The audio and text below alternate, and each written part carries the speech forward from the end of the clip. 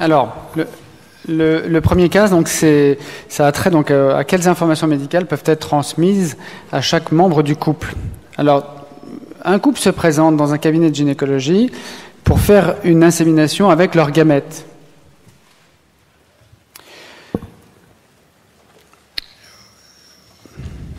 Voilà, donc ils expliquent au cours de l'entretien qu'il s'agit d'un mariage arrangé, qu'il n'y a jamais eu de rapport sexuel entre eux et que la femme est encore vierge. Et en faisant les tests obligatoires, donc sérologiques, le médecin découvre que le mari a la syphilis. Alors il s'agit d'un cas réel, hein, donc ça a l'air comme ça, mais c'est un cas réel. C'est bon ? Alors, problème.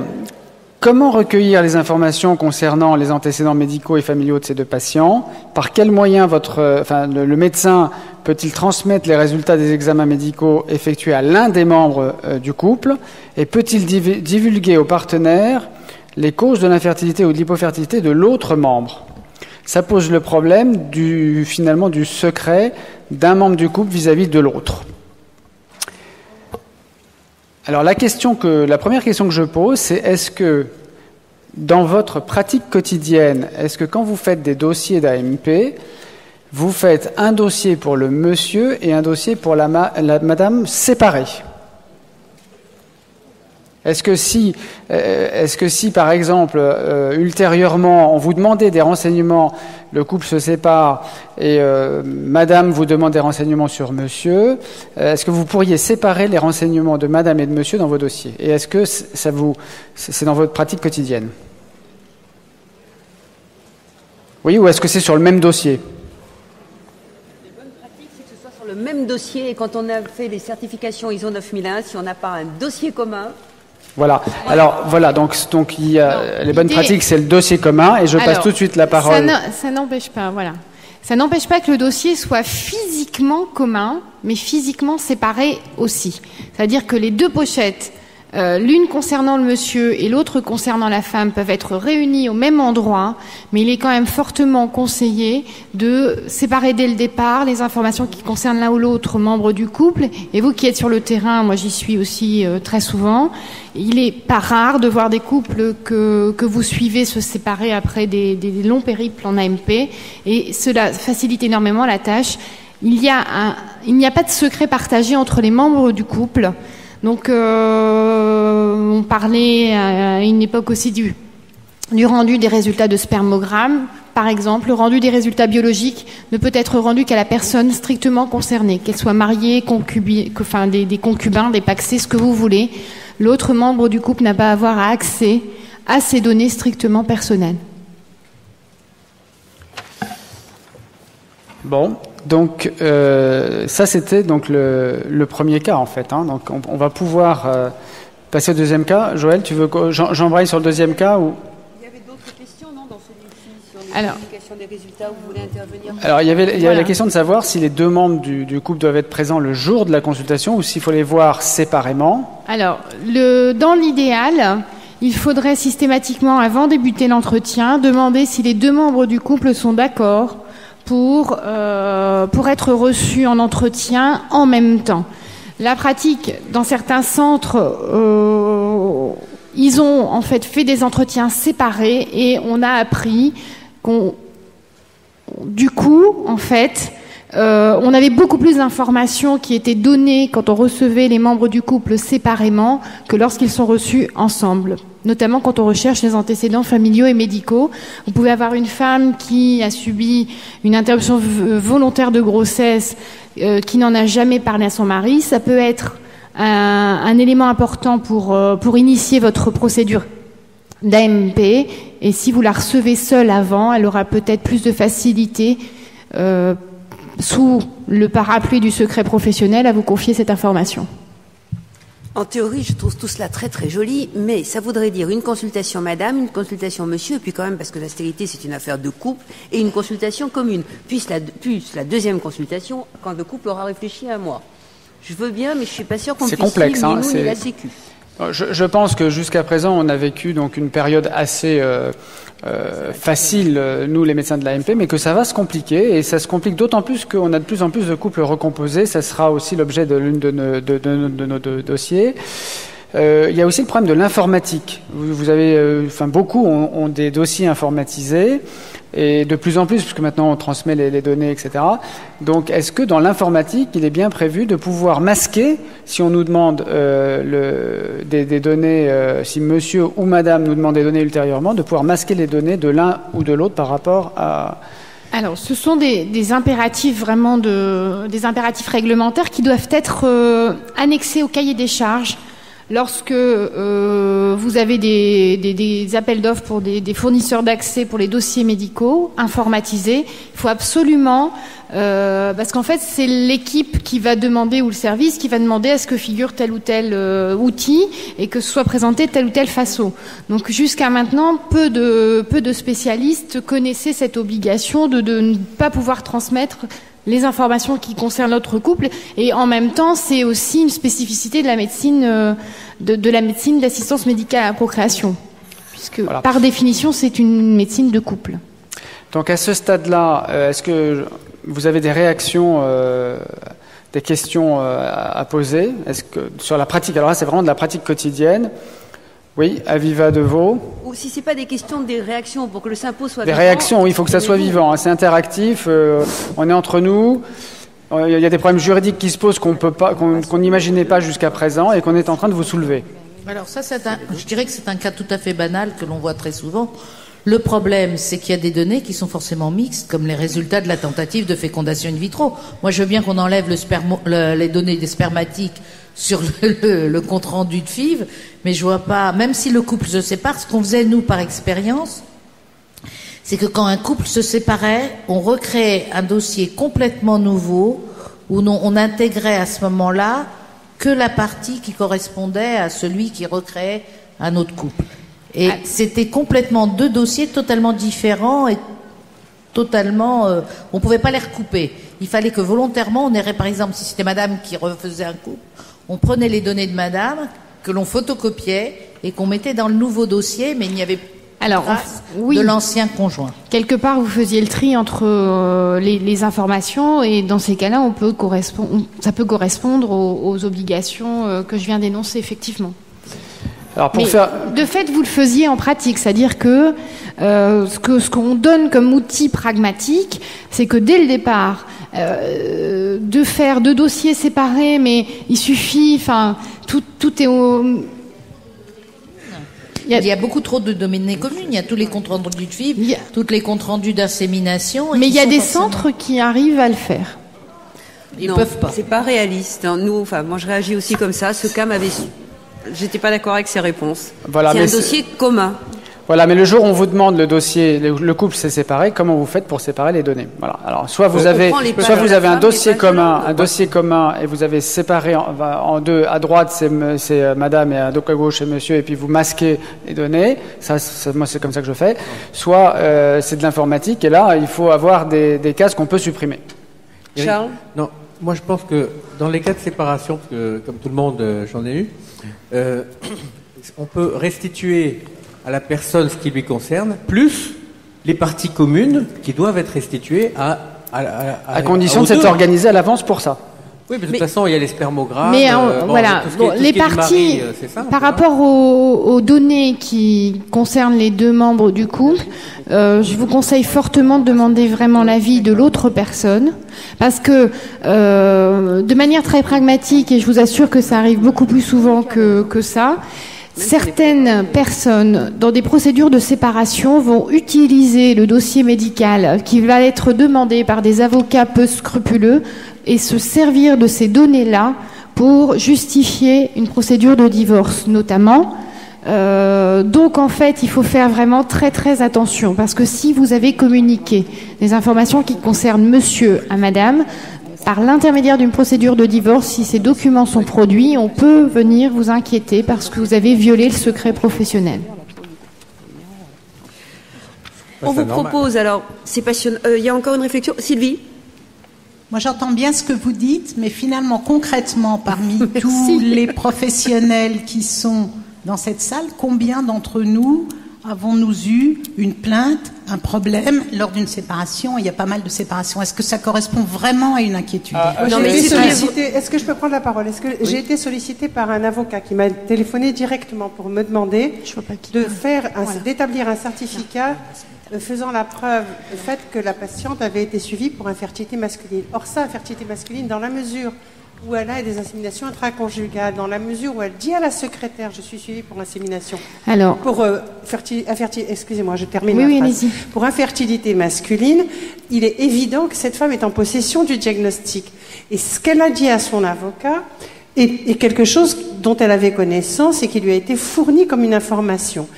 Après, l'avocat me réclame un document, un certificat précisant qu'il s'agit bien d'une infertilité masculine. Moi, j'étais très mal à l'aise. Alors, l'avocat est passible pour vous demander ces communications directement de 2 ans d'emprisonnement et de 30 000 € d'amende. Eh oui, mais oui. Donc, vous savez maintenant pourquoi je ne suis pas avocat. Enfin, plus, en tout cas. En clair, quand même, pour répondre à la question de Sylvie, il y a un cas qu'on a très fréquemment, c'est exactement ce que vous venez de dire, le couple séparé et qui demande une photocopie du dossier. Eh bien, on envoie ce qui concerne chacun, même en ayant un dossier commun. Moi, je dois dire, je reste une farouche partisane du dossier commun. C'est une affaire de couple, l'infertilité. Ce serait choquant d'avoir... choquant et contraire au guide d'égalité. Mais vous pouvez avoir un dossier qui réunit dans la même pochette, mais qui sépare les éléments des uns et des autres et qui, du coup, vous facilite... Voilà, donc il y a une opposition.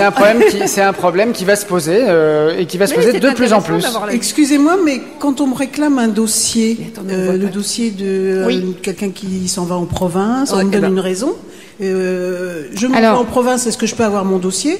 Jamais je ne me suis dit, ils sont en train de divorcer, qu'est-ce qu'il faut? Il vaut mieux l'envoyer où je mets les pieds, à l'équipe. Mais vous donnez le dossier complet à la personne qui vous la demande. Maintenant, en fait, il faut savoir que la loi du 4 mars 2002 a permis cet accès direct au dossier, mais il y a une procédure à respecter pour donner le dossier. Donc il y a vraiment une procédure à respecter et beaucoup de professionnels sur le terrain que je côtoie tout le temps sont bien contents des fois de se débarrasser des dossiers parce qu'ils savent plus où les mettre, surtout en libéral. Et donc il y a parfois ils donnent, on donne jamais les originaux. Il y en a qui donnent, je vous assure. Ah oui, il y en a qui donnent les originaux de dossiers. Vous voulez votre dossier, madame? Merci, tenez. Hop, j'aurais pas à le stocker. Et ça arrive très fréquemment, je vous assure. Donc on peut se faire piéger. Oui. En tout cas, on voit une chose, Organon peut renouveler ce symposium juridique beaucoup de midi, ça nous passionne.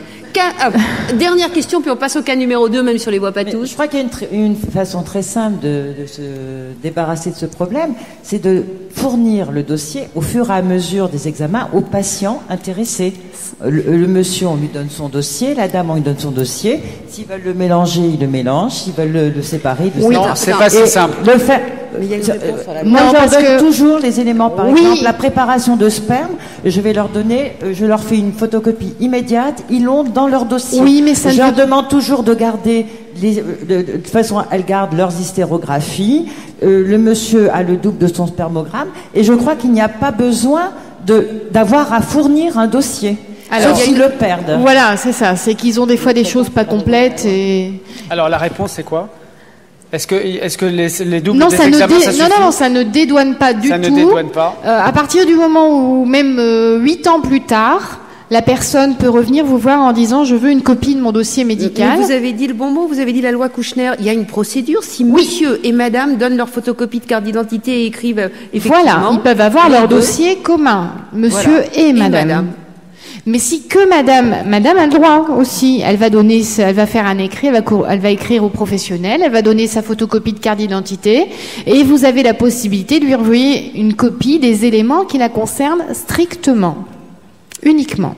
Voilà, sujet passionnant. On passe au numéro 2. On va passer au numéro 2. Alors, le numéro 2, on va vous faire voter. Je vous explique. Un couple a été pris en charge, et le titre ne va pas vraiment avec ce qui est en dessous, mais tant pis. A été pris en charge en FIV en mai 2006. Embryon conçu, premier transfert, pas de grossesse. Embryon surnuméraire. Madame revient, ce qui nous arrive tous les jours, toute seule, on la voit, et on lui explique qu'il faut l'autorisation signée des deux. Elle dit oui, je vais le faire signer, et je reviendrai avec le jour du transfert. Qui accepte dans la salle de faire le transfert comme ça, mari à l'étranger, etc. Je vous demande pas ce qui est la loi c'est madame qui va nous la dire. Je vous demande qu'est-ce que vous faites. Moi je reconnais que pour ne pas embêter la patiente, oui j'accepte le transfert si le papier est signé. Y a-t-il d'autres gens qui vont comme moi en prison? Alors non. Je voudrais remettre les choses un peu au clair là-dessus. Les professionnels de santé, les médecins pensent qu'à partir du moment où ils vont être un petit peu hors du cadre, ils vont aller en prison. Non, c'est pas vrai. Les médecins qu'on a vus en prison, c'était pour des choses tout à fait vraiment graves, viol sur patiente, etc. Donc vraiment des infractions pénales qui sont hors de... On change de sujet, allez. qui sont hors de leur pratique à proprement parler. Donc ça va surtout en matière de sanctions se traduire par des dommages et intérêts, à la limite un blâme par le Conseil de l'ordre. Non mais attends, là c'est le monsieur qui était en prison. Alors, c'est le père de l'embryon. Oui, non, mais on est d'accord. Mais la dernière ligne, c'est la dame dit qu'il viendra pas, il peut signer, mais il viendra pas puisqu'il est en prison pour 10 ans. Alors, j'en sais rien. C'est pas dans l'histoire. On a eu l'exemple, nous. Oui. Bon, on a tout. Attends, si c'est pas ça peut être l'étranger. Oui. Alors, on a eu les deux. On a envoyé les papiers à l'ambassade de France à l'étranger, c'était en Afrique. C'est comme ça que le consul nous a tenu l'agent pendant 3 heures après, parce qu'il ne comprenait pas comment quelqu'un qui était au RMI en France travaillait en Angola et n'arrivait pas à avoir son permis pour revenir en France. J'ai dit, moi, c'est pas mon problème. Vous devriez vous adresser à l'office d'immigration de Pontoise. Moi, j'ai une femme qui est là, qui veut son transfert d'embryon congelé. Le mari est en Angola et n'arrive pas à venir signer. Et ça, on en a plein. Alors, voilà. Ce que j'ai fait, j'ai envoyé les papiers au consulat. C'est eux qui ont pris la signature, ils ont validé, nous l'ont renvoyé. On a eu un deuxième cas où il y a eu une usurpation d'identité sur une signature faite à domicile et on s'en est rendu compte à temps parce qu'on a retrouvé une lettre qui est arrivée dans les 48 heures. C'était un couple qui se séparait. Après, on a exigé que les 2 membres soient présents. Réflexion du magistrat de l'assistance publique. Ils se déplacent pour signer chez un notaire. Ils peuvent se déplacer pour avoir un Et puis c'est la loi. On est tout à fait d'accord. C'est la loi. Et puis c'est la loi. Les 2 membres du couple doivent être présents à la réalisation de chaque acte dans la procédure l'assistance médicale à la procréation. Il n'est pas obligé d'être présent, mais je crois qu'il faut qu'il vienne signer. Si par hasard on ne peut pas le jour, mais il faut que le mari vienne signer. Normalement, il doit être présent parce qu'on a eu des cas d'insémination post-mortem ou dans l'intervalle. Oui. Mais dans l'intervalle, le mari vient signer et dans l'intervalle, il repart travailler, il a un accident de voiture, il est mort et vous faites le transfert. C'est une insémination post-mortem. Et ce n'est quand même pas si courant, c'est arrivé. C'est arrivé. Nous, on a eu encore pire. C'est-à-dire qu'on a un monsieur avec plusieurs femmes qui, 4-5 ans plus tard, arrive mais avec une autre femme portant le même nom. Normal, et sa femme à nouveau. Ah non. Oui. Et si on ne vérifie pas l'identité... Oui. Voilà. Alors, il faut savoir que quand même certaines personnes, et surtout les femmes, je suis désolée, sont quand même très rusées pour arriver à leur fin. Ils peuvent user de subterfuges voilà, donc vous voyez que finalement, ces questions, c'est quand même pas inutile. Oui. Il y a une question là-bas. Oui, moi j'habite, je travaille en Guadeloupe et on a eu, donc vous venez de dire que le mari doit être présent. Nous on a eu un problème parce qu'on a beaucoup de couples qui viennent de Saint-Martin et qui nous demandent des justificatifs pour venir en Guadeloupe auprès de la Sécu pour la prise en charge des billets. Et on a eu un couple comme ça qui nous a demandé des justificatifs systématiquement pour venir. Et la première fois qu'ils sont venus, ils nous ont précisé que le monsieur n'arrivait pas à prélever seul, que ça allait être difficile. Donc du coup, on a congelé. En fait, on s'est fait avoir en beauté. On a congelé directement dès le départ. 6 mois après, on avait prévu la tentative. Et au cours de la stimulation, moi, j'ai la femme au téléphone. Et là, en parlant, elle me dit que son mari, en fait, est en procédure pénale. Donc j'ai demandé une copie, donc on a appris ça, elle ne nous l'avait absolument pas dit. En fait, ce qu'on s'est rendu compte, c'est que depuis le départ, elle avait tout goupillé, c'est-à-dire, parce qu'il n'était pas passé en jugement, donc il était présumé innocent parfaitement, mais nous, ce qui nous gênait, c'était on voulait avoir l'assurance que le jour de la tentative, il soit présent, et que le jour où on fera un transfert embryonnaire, s'il y a des embryons congelés aussi, ou enfin frais ou congelés, il soit présent. Donc du coup, on a tout stoppé la procédure parce que tant qu'il n'était pas jugé. Et en fait, on a reçu un courrier d'avocat à peu près 2 mois après, en nous disant que on était tenu de prendre en charge, qu'il était présumé innocent. Et alors en fait, on les a pris en charge. D'accord. On va peut-être pouvoir donner la solution. Il faut savoir que il y a quand même une disposition qui est très peu connue. C'est l'article 2141-10 dans son avant-dernier alinéa. Alors ça vous paraît un peu bizarre ce que je vous dis là comme ça, mais qui permet quand même à l'équipe de surseoir, en fait, à la prise en charge du couple quand il y va de l'intérêt de l'enfant à naître. Ça veut dire quoi? Ça veut dire que vous auriez pu faire jouer cette disposition auprès de l'avocat en disant que l'intérêt de l'enfant, vu la situation actuelle du couple, nécessite de donner un petit peu plus de temps. Vous ne refusez pas pour les motifs d'incarcération, de jugement, parce que là, vous serez sous le coup d'une discrimination comme on a l'arrêt de la Cour européenne qui est passé en diapo tout à l'heure, qui donnait cette indication. Mais vous suspendez en fait la prise en charge du couple jusqu'à un moment où la situation sera beaucoup plus propice à ce que le couple accueille un enfant. Alors, c'est ce qu'on a proposé en fait. Et bon, ça a été refusé par le couple. Et puis en plus, on a rediscuté le dossier en staff, et là, la discussion a été aussi que certaines des couples dont le mari ou la femme a été incarcéré pour une longue période en prison, il y a des visites conjugales qui sont organisées, donc il y a possibilité d'avoir en prison des rapports sexuels avec son partenaire. Donc du coup, le staff a décidé de prendre en charge le couple parce que... Alors ça, c'est pas vrai dans toutes les prisons, hein. Non. Il y a, ces visites conjugales ne peuvent pas être initiées dans toutes les prisons pour des raisons tout à fait pratiques. Non, mais parce que... C'est pas mal la prison. Excusez-moi, je trouve qu'on peut pas comparer par rapport à ce que tu dis, puisque le système médical là intervient dans l'AMP, donc on est quand même on a un rôle là-dedans. En plus, alors, c'est ce que je dis aux patients quand ils trouvent injuste que d'autres personnes arrivent à faire leur bébé tout seul. En attendant, là, ils se débrouillent tout seuls. Donc c'est un problème que nous, on est impliqués quand même quand on. Mais en fait, on a estimé. Alors, c'était pas le cas en France. C'était un arrêt qui concernait une procédure en Grande-Bretagne, où la Cour européenne des droits de l'homme a estimé que le fait de refuser l'accès à l'AMP à un couple pour le motif que l'un des membres du couple, notamment le mari, était incarcéré, était une violation de la vie privée.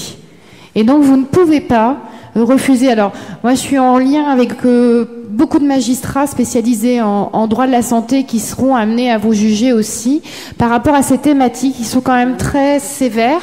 Ils mettraient à votre charge une obligation d'information sur les droits de la filiation et en plus aussi un strict respect des conditions de 2 ans. Enfin, les magistrats sont quand même assez sévères par rapport à cette possibilité pour les médecins de refuser l'accès à l'AMP pour des raisons qui ne sont pas médicales. Alors même si ça peut se comprendre, il n'y a pas de rupture de la vie commune, ça c'est une notion importante parce qu'on a eu le problème, et c'est Madame Lebranchu à l'époque qui nous avait répondu parce qu'on avait un patient qui était incarcéré à Fleury-Mérogis, grand banditisme, il voulait même pas le laisser sortir pour venir faire un prélèvement au laboratoire. Et on a voulu jouer sur le fait qu'il n'y avait pas de vie commune, éventuellement. Mais vous ne pouvez pas refuser. On ne pouvait pas, effectivement, ça ne rompt pas le lien de vie commune, le fait d'être incarcéré. Donc ça ne peut pas être un motif. Il faut que vous preniez les dispositions pour recueillir le consentement, faire venir le prévenu au moyen de gendarmes ou la possibilité donc pour des examens biologiques par exemple, mais vous ne pouvez pas refuser pour ce motif d'incarcération. Alors Sylvie, vas-y. Oui Joël, j'avais une question subsidiaire à la tienne, c'est-à-dire que il faut, admettons, les 2 membres du couple doivent être là pour signer. Quel est le délai maximal que vous suggérez? C'est-à-dire que ça doit être le plus près possible du transfert. En général, on dit dès le début du cycle, mais si le cycle est repoussé ou autre, y a-t-il une règle en la matière? Alors, le mari doit être présent le jour du transfert pour qu'il au moins... Oui, mais la décongélation, pardon de vous interrompre, a lieu 2 jours avant. Enfin, la veille. Mais en fait, jusqu'au moment où vous n'allez pas implanter les embryons dans l'utérus, vous devez, au moment où vous le faites, vous assurer que le mari consent toujours et qu'il est toujours vivant. Voilà. Oui, mais c'est vrai, nous le savons, mais dans la vraie vie, c'est vrai que c'est pas toujours possible, que monsieur peut avoir une réunion très importante, qui peut être loin, il signe le matin, il signe la veille, il peut avoir son accident. Non, l'autorisation de décongélation, c'est juste avant. Donc il y a un papier d'autorisation de décongélation et le jour du transfert, il est là aussi. Juste avant, c'est quoi, Eric? C'est-à-dire au moment où tu commences, tu inities le cycle de transfert pour la dame, enfin le traitement. Donc pour la... juste avant, c'est 14 jours. Voilà, par exemple. Voilà, vous devez vous assurer que le consentement est toujours présent, puisqu'il peut révoquer jusqu'au dernier moment. Le jour où tu décongèles, tu as l'autorisation de décongélation, et le jour où tu transfères, 14 jours. voilà, et le jour où tu transfères, il est là. Il doit être là. Et il doit dire, ok, je suis toujours d'accord, vous pouvez transférer. Est-ce qu'on joue Donc à faire juste voter avant 14 jours, c'est quand même très flou. Donc on est. De toute façon, il y a pas. Oui, mais le tout, c'est que le consentement soit présent dans le dossier. Le tout, c'est que le consentement signé soit présent dans le dossier et que vous ayez bien vérifié. Merci, madame. Le tout est que le consentement signé soit présent dans le dossier. Voilà. On va passer au troisième cas, qui est aussi très intéressant. Donc, c'est un cas où très très fréquent. Donc, le cas où le couple se sépare, mais n'est pas encore divorcé. Donc, madame a 35 ans, elle est mariée, elle est séparée de son mari, mais elle n'est pas encore divorcée, mais vit depuis 2 ans avec monsieur S, 32 ans, qui lui n'est pas marié. Elle apporte au médecin l'ordonnance de non-conciliation le 30 novembre 2007, et là je vous demande de faire attention à la date, elle est importante, autorisant les époux à vivre séparément. Le bilan de fertilité du nouveau compagnon montre une infertilité d'origine masculine nécessitant le recours à des inséminations artificielles, donc à une assistance médicale à la procréation. Le praticien peut-il prendre en charge ce couple dont l'un des membres n'est pas divorcé? Qu'en pensez-vous? Oui. Pas Joël. J'ai dit. Non, mais on Qui veut répondre? Qui veut répondre? Non, je crois qu'il faut. Attends, pouvez-vous prendre en charge ce couple? Qui les prend en charge? Il y a 2 ans de vie commune. Qui les prend en charge? Mais ils ne sont pas divorcés. Mais il y a 2 ans de vie commune. Non. Levez la main ceux qui ne les prennent pas en charge. C'est la majorité. 100%. Oh non, non, pas 100. Non, je suis pas d'accord. Moi, ça fait pas 100%. Madame Descampigny va nous dire ce qu'il faut faire. Alors, d'abord, en fait, on m'a dit, quand j'ai exposé ce cas, on m'a dit, oui, la loi dit un homme et une femme mariés, mais on dit pas avec qui. Oui. Ça se discute. Ensuite, le problème, c'est qu'on a quand même, quand le couple est marié, la présomption de paternité qui va jouer. Alors, je sais que pour vous, le droit de la filiation, c'est quelque chose d'un peu compliqué, mais pour les juristes aussi, je vous rassure. Ce qui va faire que si la femme est encore dans les liens du mariage, le mari légitime va être réputé être le père. Va être réputé le père de l'enfant. Même s'il y a une possibilité de faire tomber cette présomption de paternité, il faut au minimum respecter un délai de 300 jours à partir de l'ordonnance de non-conciliation qui va autoriser les époux à résider séparément. N'empêche que vous allez dire, c'est facile, on prend 300 jours, et puis il faut que la procédure de divorce soit initiée. Parce qu'il existe aussi... la naissance, précisez, 300 jours, c'est entre la naissance... Entre l'ordonnance... Et la naissance. Et le début de le processus d'AMP. C'est-à-dire que vous pouvez prendre en charge, après 300 jours, une fois que le juge a dit, OK, j'enregistre votre demande de séparation, enfin de divorce, je vous autorise à résider séparément. Le problème, c'est que vous avez aussi des couples qui vous disent on est séparés, mais on va pas divorcer parce qu'on a X maisons en commun, parce qu'on a X parts de société en commun, que ce serait difficile de liquider. Et dans ces cas-là, vous ne pouvez pas. Il faut que la procédure de divorce soit initiée, que le juge ait prononcé une ordonnance de non-conciliation. Le deuxième problème, c'est aussi, et ça arrive aussi en pratique... Donc c'est pas suffisant, la procédure de non-conciliation. Il faut également que le divorce soit... Non, il faut pas prononcer, au moins 300 jours. Mais institué. Ça veut dire que forcément, ça aboutit à un divorce. Voilà. Mais la loi qui vous est rappelée là, c'est 2 ans de vie commune. Il n'est pas marqué autre chose dans la loi. Ah si. En fait, on peut pas prendre en charge. C'est pas possible. Alors après avoir donc demandé au service juridique de l'agence de la biomédecine, on a demandé, puisque la question s'est posée et elle se pose régulièrement, la réponse de l'agence de la biomédecine, et je ne sais pas si François Thépeau est là, parce que Françoise, peut-être. J'aimerais bien les rencontrer. Parce que c'est à lui que j'avais posé la question. Il a directement interrogé le service juridique de l'agence de la biomédecine.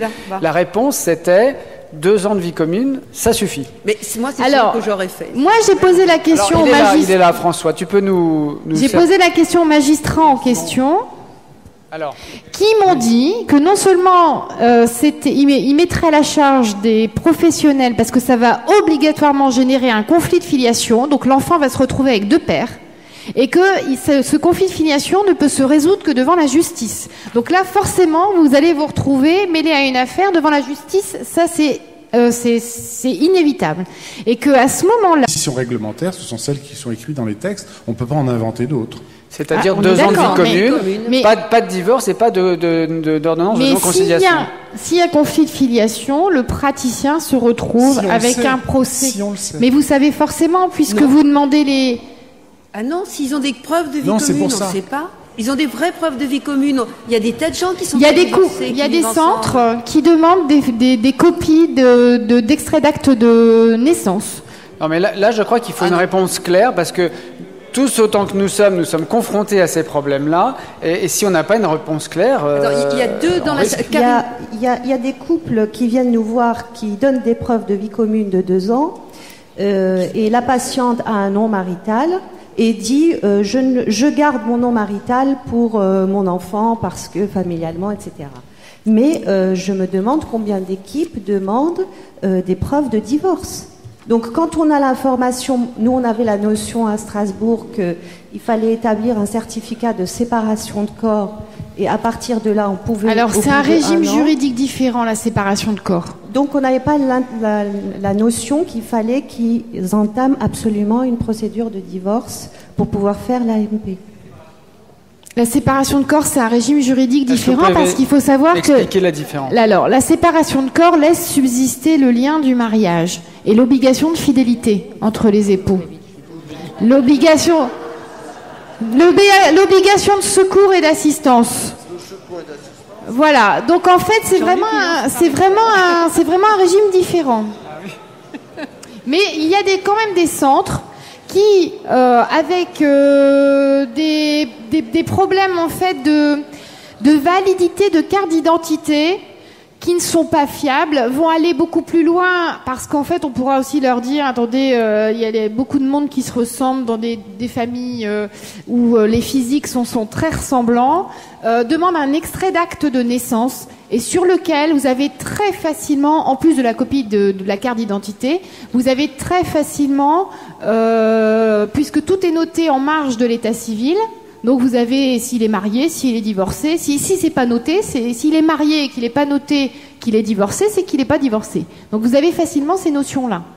Et la loi dit, vous devez demander l'identité de la personne, mais la loi ne parle pas, le décret ne parle pas de photocopie de carte d'identité. On dit juste que vous avez à vérifier l'identité. Et après, c'est à vous de demander quels sont les éléments qui vont vous permettre de faire la preuve de cette identité. Et vous pouvez très bien imposer un extrait d'acte de naissance. Mais on le fait pas. Bon, donc je retiens ordonnance de non-conciliation de plus de 300 jours plus le divorce instauré, ça c'est de votre côté. Et du côté de l'agence de la biomédecine, 2 ans de vie commune. Le code de santé publique. Sans rien d'autre. Mais la séparation de corps, c'est largement... C'est considéré comme un divorce. Il faut respecter les 300 jours également pour la séparation de corps. Peut-être, mais en tout cas, ça n'impose pas... Mais il faut respecter les 300 jours aussi. Et c'est 300 jours à la naissance. Non, c'est 300 jours. Non. Est-ce que vous pensez que... Enfin, on s'éloigne un peu de l'AMP, mais la dame, en cas de naissance dans ce couple nouvellement constitué, peut réclamer une pension alimentaire à son conjoint dont elle n'est pas divorcée? Alors, vous savez qu'un certain nombre de couples qui se séparent ont de manière ensuite épisodique encore des... C'est ce que malheureusement on n'a pas le temps de voir, mais c'est sur le diaporama ce que j'explique avec moins de raccourcis. C'est que si on arrive à démontrer que la femme a continué avec son... On ne peut pas dire ex-mari parce que c'est toujours son mari. Il a continué à avoir des relations avec son mari. Le mari, lui, imaginez ça fait 4-5 ans qu'il est en procédure pour avoir un enfant et que tout compte fait sa femme là avec un autre homme, il peut se dire moi je voulais un enfant donc peut-être que c'est le mien parce que entre deux je suis retournée voir ma femme et que peut-être. Imaginez que l'AMP est initiée avec une procédure d'IAD parce qu'après du coup le conflit de filiation ne pourra se régler qu'avec un test génétique. Je vous dis pas dans quel imbroglio juridique on s'embarque. Bon, on a encore de nombreuses sessions avec nos amis d'Organon à ce sujet-là. Oui, je crois que vous recommencez. Alors dernière, parce qu'on a un 4e cas à passer. Parce que là, on parle de la femme donc qui est en cours de divorce, mais je voulais savoir si l'inverse était valable. Non, parce que en fait, les hommes peuvent pas porter de bébé encore. Oui, non, mais d'accord, mais c'est pas juste. C'est pas juste.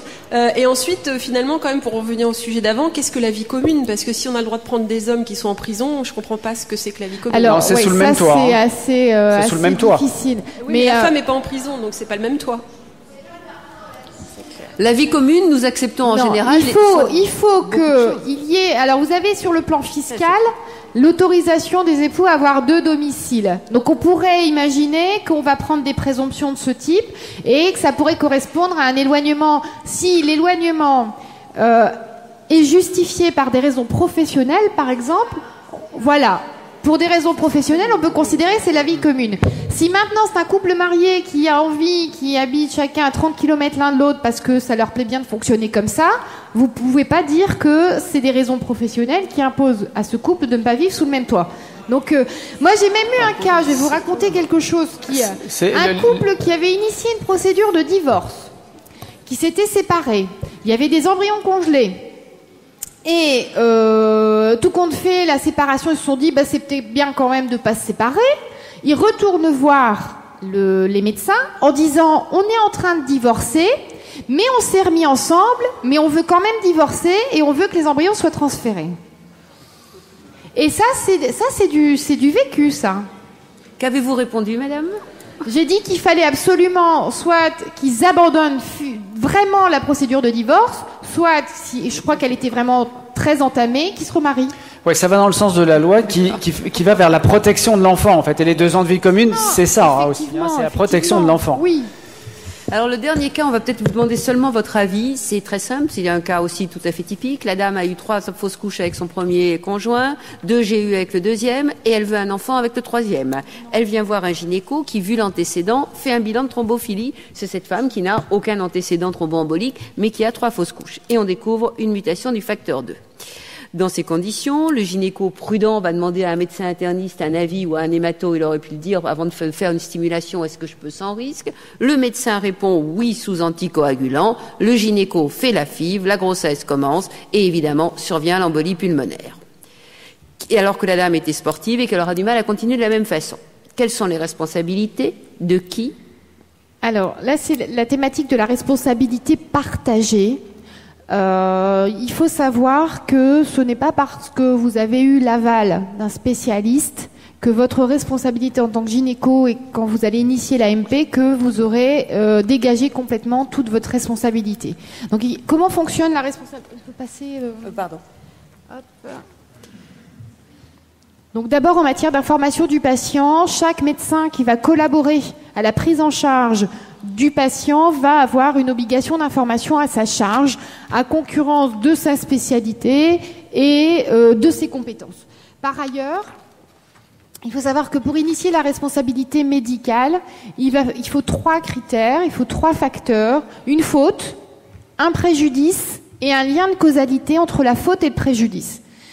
Ça, c'est le principe de la responsabilité civile délictuelle, comme on peut l'avoir dans tous les domaines en fait qui nous touchent, aussi bien les accidents, votre fils qui va blesser un collègue, un camarade en classe, ou même en matière de responsabilité médicale.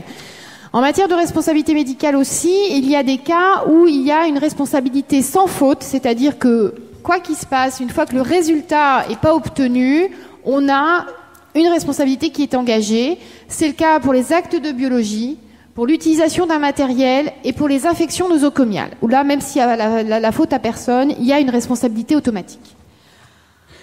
Enfin, dans le cas qui était soumis, c'est l'expert, en fait, qui va être désigné dans l'affaire, qui va déterminer le partage des responsabilités et qui a fait quoi à un moment ou à un autre. Et là où je voudrais insister, c'est que le partage de responsabilités sur le plan juridique ne se fait pas uniquement à 50-50.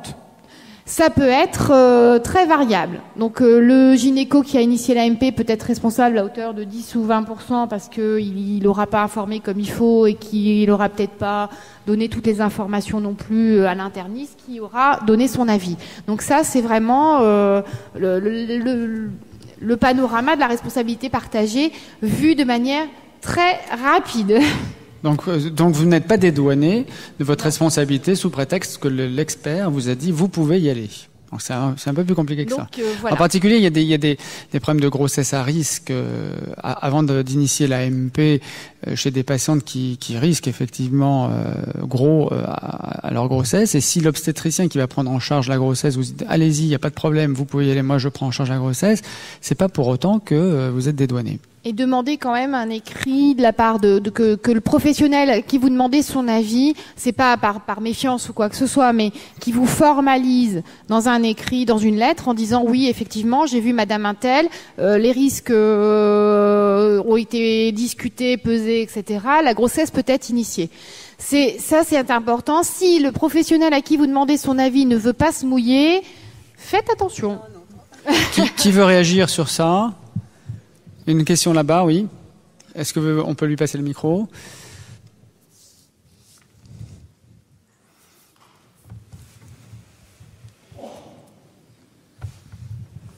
Merci.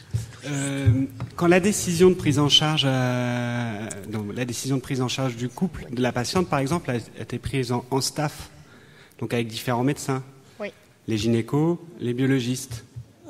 Donc c'est le staff qui est responsable de la prise en charge. Non, mais il a raison, c'est une bonne manière de diluer les responsabilités. Oui, voilà, c'est ça. Ça a été un petit peu initié pour ça, et c'est pour ça que dès que le législateur a voulu systématiser les réunions de concertation pluridisciplinaire, tout le monde s'est jeté sur cette procédure pour dire chouette, c'est plus nous qui disons non, c'est plus nous qui décidons, c'est tout le monde. Comme ça, c'est personne. Voilà, il faut laisser le moins possible d'accroche aux juges dans cette histoire-là. Non, en fait, à partir du moment quand même où les réunions de concertation pluridisciplinaire fonctionnent bien, parce que c'est pas forcément vrai dans tous les centres, quand on a des vraies réunions de concertation pluridisciplinaire, les risques quand même de passer à côté de quelque chose, sauf si vous avez des RCP pendant lesquels vous discutez sans dossier qui se termine à 3h du mat, le 90e dossier, je pense pas qu'il soit étudié correctement. N'empêche que pour le reste, ça limite énormément quand même les possibilités d'initier des traitements ou des prises en charge qui font courir des risques inutiles aux patients. Donc des écrits dans votre dossier et des réunions pluridisciplinaires avec des décisions montées, bien organisées. Voilà. Ouais. Enfin, pour ce qui concerne la thrombophilie, il y a deux ordres aussi de choses. C'est que si vous demandez pas l'avis d'un professionnel expert, on va vous dire qu'il y a une perte de chance parce que vous n'êtes pas compétent pour prendre la décision. Il faut demander, ça, c'est la première chose. Mais la deuxième chose, c'est qu'il y a aussi un niveau supérieur qui coiffe tout ça. C'est qu'il y a eu des conférences de consensus, et notamment sur la prise en charge de la thrombophilie et grossesse, avec des niveaux de preuves, etc., et qui font ordre, enfin, qui sont supérieurs à ce que nous, on va décider si on n'a pas suivi le consensus. Oui, on est d'accord, mais dans ce cas-là, s'il arrive un problème alors que la prise en charge a été faite dans les référentiels avec la bonne procédure, dans ces cas-là, on bascule sur un autre système de responsabilité qui est celui de l'aléa thérapeutique, et là, c'est la faute à pas de chance, et c'est un autre système d'indemnisation qui intervient, avec d'autres critères que j'ai pas le temps de vous développer, mais... Bon, voilà, vous voyez que donc la discussion est extrêmement riche, mais dernière question malheureusement. Alors c'est une question qu'on rencontre de plus en plus à l'heure actuelle, c'est la position des homosexuels qui viennent dans nos cabinets, soit qui ont été en Belgique pour une IAD et qui reviennent avec une grossesse. Quelle est notre position? Elle n'est pas claire à l'heure actuelle. Alors, si la grossesse est initiée, vous êtes obligé de prendre en charge la patiente. Par contre, parce que la grossesse, elle est initiée et que du coup, ça relève du strictement médical. Vous pouvez toujours faire jouer votre clause de conscience si vous avez envie, mais dans ce cas-là, c'est un refus de soins qui doit répondre à une procédure particulière aussi. Je suis désolée, mais c'est très riche, oui, ça va dans tous les sens. Mais vous devez bien informer votre patient que vous refusez de la prendre en charge dans un courrier et vous l'invitez, dans ce cas-là, à se diriger vers un confrère. Et vous pouvez dire vraiment qui aller voir, donner les coordonnées, etc.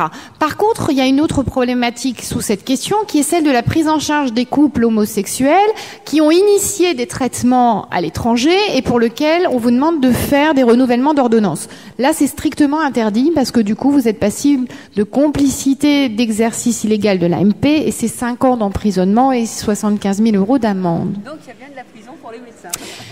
Il y aura du sursis certainement, mais il y aura de longues procédures et des médias qui vont se mêler. Donc je pense pas que ce soit... Là, dans ce cas-là, il y a d'une part le côté sécurité sociale, remboursement, et d'autre part le côté légal, législation. Est-ce que la patiente doit formaliser par écrit qu'elle a été mise au courant des risques, des éventuels risques dans ces situations-là? Alors, le consentement écrit par rapport au risque, c'est le problème de l'information à la patiente. Il y a qui a notamment été initié par Claudine Espert, il y a la HAS qui a lancé en fait des guides par rapport à cette information du patient en disant qu'elle doit quand même, l'information orale doit être privilégiée. Tout est un problème de preuve par la suite et que cette preuve de l'information, ce document écrit va être un commencement de preuve, mais ça ne dédouane pas les professionnels qui se disaient la signer, c'est bon. On a quand même, les juges s'en méfient énormément puisqu'on a des professionnels qui ont réussi à faire signer des papiers, des consentements à des personnes qui étaient complètement illettrées et analphabètes. Donc ils s'en méfient énormément.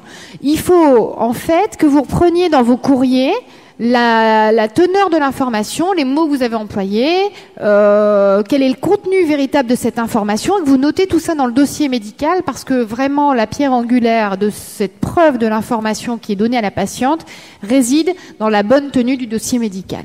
Voilà, pour conclure, parce qu'il faut conclure, moi je vous conseille de mettre à la fois dans votre dossier que vous avez bien informé, et d'autre part, si c'est un correspondant qui vous envoie le couple, de reprendre dans le courrier le fait que vous avez bien informé, que vous avez bien expliqué l'ensemble des choses. Donc vous avez des preuves écrites.